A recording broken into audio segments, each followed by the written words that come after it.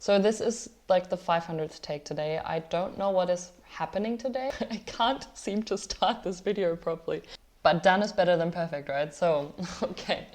Hi everyone, and welcome to another video on my channel. My name is Kat, or Katarina, and on this channel we're focusing on all things career exploration and creating a career on your own terms. And you're going to follow my journey as I experiment with different career paths, whether that's being full-time employed, whether that's freelancing, working in tech, or doing something completely different. So if you're into that sort of content, I would love it if you already subscribed to my channel. Today we're doing something a little bit different. I thought I would do a Q&A. First of all, because I've never done this kind of video before, and I thought it would be fun for you to get to know me a little bit better, and also for you to ask some questions that you might have for me, and also because I just reached 500 subscribers. So if you've been watching my videos for a while now and commenting and sharing your feedback, thank you so much. I really do appreciate it, and I know that in the YouTube grand scheme of things it's not a huge number, but for me it is, and like 500 people in one room actually is a lot if you think about it. So thank you so much if you've been supporting my channel so far. Now, let's really get into the video. I'm gonna read the questions from my laptop. My laptop's right here in front of me, and that's why I'm looking down sometimes. First question is, in another video, you said you were laid off from your job. When that happened, did you feel the dreaded imposter syndrome hit you? If so, how did or how are you overcoming it? I was laid off from my job and I went through some tough situations. First of all, I just want to say I'm really sorry also that you're going through this. Being laid off is not fun, and regardless of how it was done and how it happened and kind of what your situation is, it's not a great feeling to be let go and just to kind of have to drop all the work that you've been doing and working so hard for. So yeah, I'm so also sorry that you're going through a tough time. In regards to the imposter syndrome, from my personal experience, I didn't actually experience it. I definitely am a person though who does feel imposter syndrome, or at least I did feel it in the beginning of my previous job. So I really had to work on that, and I think it came from really just getting better at my craft, getting better at what I'm doing, getting good feedback from my teammates, from my manager, also just working with my manager and having them support me on my learning journey, and just realizing what my strengths are. I think that is such a big factor for like improving imposter syndrome or getting rid of imposter syndrome, is just realizing that you have your own unique set of skills and you can't be doing everything perfectly, and that's totally fine. Like, you don't need to, right? Like, you just need to follow the few things that you can do well, and no one else will be able to do this sort of combination of things the way you can do it. So I think that reminding yourself of that, writing that down, also writing down like some of the achievements, some of the things that you've already done. Like if you think, by the way, okay, so just a disclaimer, if you think that you were laid off because of, performance factors, which like luckily in my case it wasn't, it was a mass layoff, it was, not due to performance, and I did believe people, I did believe the company that was the case. But if you think that you were laid off due to imposter syndrome, then maybe, yeah, it does help to speak to your other colleagues, to remind yourself of your skills, and that is, for example, writing down a list of previous achievements, things that you've done where you think, okay, 3 to 5 years ago, I was not able to do this, and now I can, and now I've been able to contribute all of these sort of things. And even just discussing with your former colleagues, hey, look, like all the things that we have worked on, all the things that we achieved together. And I think just that reminder and writing it down, reading it out loud can really help you, and just to regain that sort of confidence. And yeah, I think that's the best way to do it. And then also just getting better at what you do. And if you feel like you have some knowledge gaps maybe, then just figure out what those are, figure out where you need to know more and learn more, and just get going, get that experience, and know that it's okay to suck at some things and not to be able to do everything perfectly. So I hope that helped a little bit. But I think I might do actually a video on imposter syndrome, because I think it is such a big topic and it is something that I've struggled with massively in the past. I want to move to Europe and continue working as a product designer. Should I apply for visa sponsorship jobs or just come to Germany and then start applying for jobs? All right, so I mean, I'm not sure about your exact situation, and I don't know about your like financial, obviously your financial obligations and things like that. Personally, I can't give you the best advice because I just came to Europe because I have a German passport, so for me it was no issue. So I don't have too much experience, but I do know of some people who did come to Europe with like a visa, or like the job was sponsoring the visa. Or people who just kind of came to Germany to study even. And I think all of these can be options, but I would be, first of all, before you make any sort of decision, just be aware of what kind of person you are. Like, do you need, first of all, do you need some safety? Like, is someone depending on you financially? And can you even take that leap? And I think just being aware of that. If yes, then why not just go to Europe and experience it for 3 months or so? Just give yourself a deadline, but okay, I'm going to try and get a job while I'm in Europe. I'm just going to see what it's like to live there, because in Germany, or not Europe, Germany, yeah. Because in Germany, it might be the case that you actually don't like living there. Who knows? I mean, if you haven't spent a lot of time there, it could be completely different to what you expected it to be. So I think just being aware of that.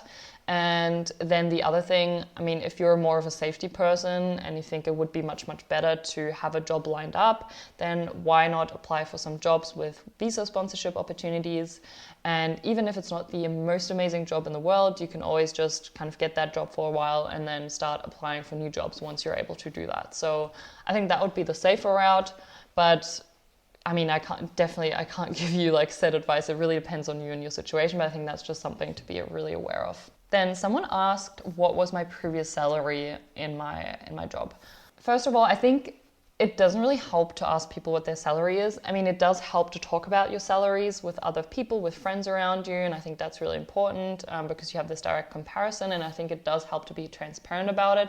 At the same time, if you're just asking a stranger on the internet what their salary is, I feel like it's not really going to tell you much at all. And so having said this, I think you can probably do some research if you're curious about knowing kind of what some product manager salaries are in Europe or in Germany.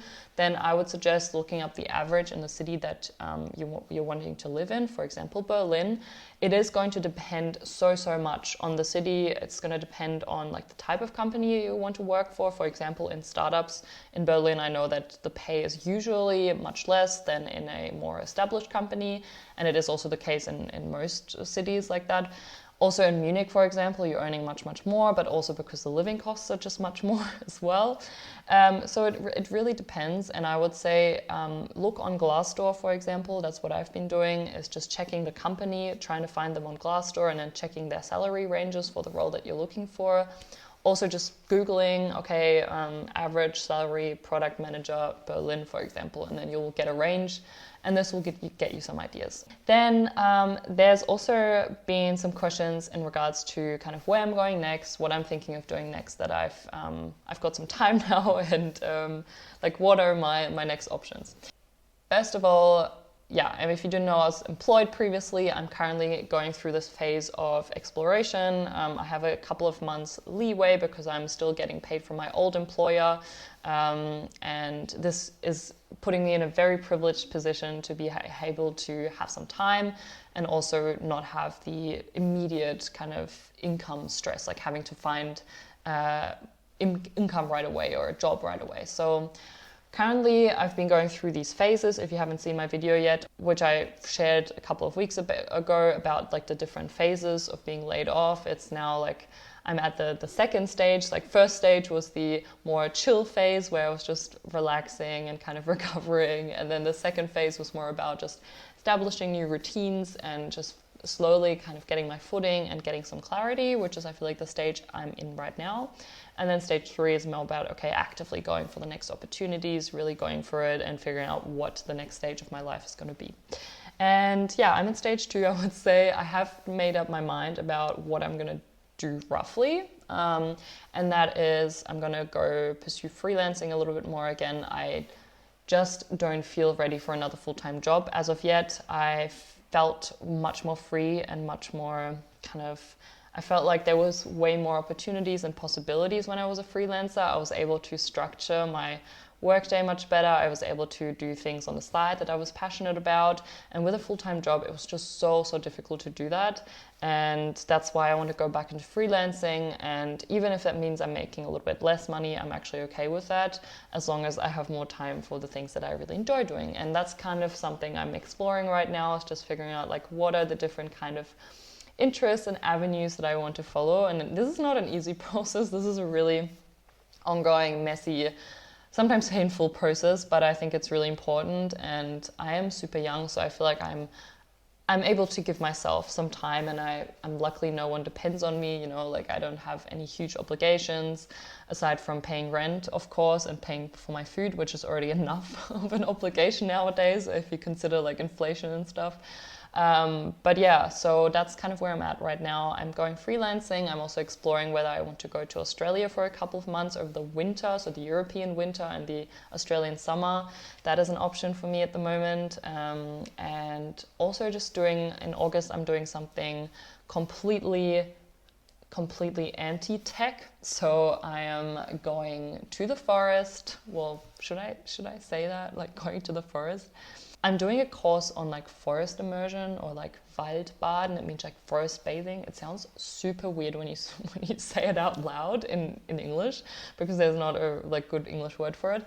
But essentially, I'm going to talk more about this once I actually do it and if I like it. But I just wanted to do something completely different. And this is like a technique for, you know, stress management and just learning how to be more mindful outside and connect with nature. And I think that's something that I really, really need right now. So that's something I'm doing. And other than that, yeah, just following my other passions like YouTube, writing, maybe coaching people, mentoring people. I'm pursuing right now, I'm trying to do some UX workshops for teenagers.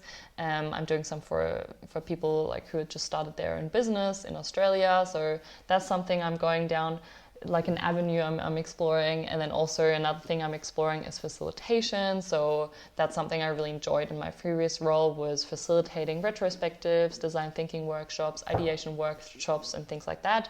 And I want to potentially do that as a job as well going forward. So all of these are potential scenarios and things I could be doing. And yeah, I'm just kind of going with the flow right now, which is really hard for me because I do like to have a plan, but I think it's also fun to not have everything planned out and to kind of be in a space of exploration and trying different things out. So I'm going to take you along on that journey as much as I feel comfortable sharing, and I feel, you know, maybe I will share the things that I think are also beneficial and make sense to share. And yeah, I think that's it for this Q&A. These are all the questions that I got. And if you do have any other questions, please let me know, comment them down below. And otherwise, as I mentioned, I will keep you in the loop on what's happening, what I'm doing next. Let me know if you have any like content suggestions. I will gladly take those up. And yeah, I hope you have a beautiful, beautiful day.